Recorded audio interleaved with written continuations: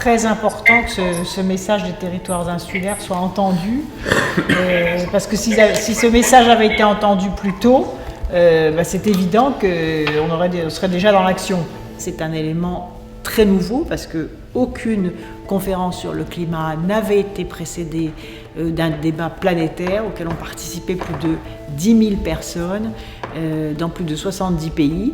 Cette prise de parole par les citoyens, cette prise de parole structurée, réfléchie, débattue, c'est un élément clé de la réussite de la conférence de Paris sur le climat. Pourquoi ? Parce que d'abord, souvent, les citoyens sont en avance sur les États, parce qu'ils sentent bien dans leur vie quotidienne les impacts négatifs du dérèglement climatique, d'une part. D'autre part, ils ne comprennent pas la lenteur des décisions. Pour eux, il faut que ça aille beaucoup plus vite. Ce qu'on a pu sentir, c'est les citoyens tournés vers l'avenir et non pas vers le passé. Donc, par exemple, par le subventionnement des énergies renouvelables.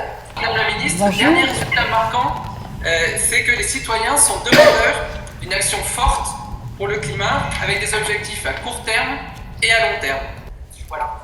C'est très bien, hein, c'est à la fois synthétique, ils sont perspicaces et très clairvoyants sur les enjeux, sur les objectifs à atteindre. Et ça, c'est très encourageant.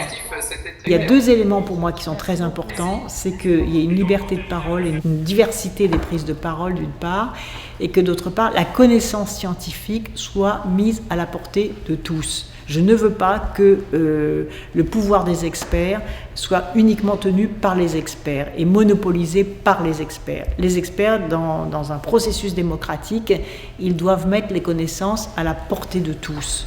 Et donc c'est cette articulation entre la connaissance par l'expertise et le débat participatif citoyen qui peut permettre d'accélérer les décisions et surtout de prendre les justes décisions au bon moment.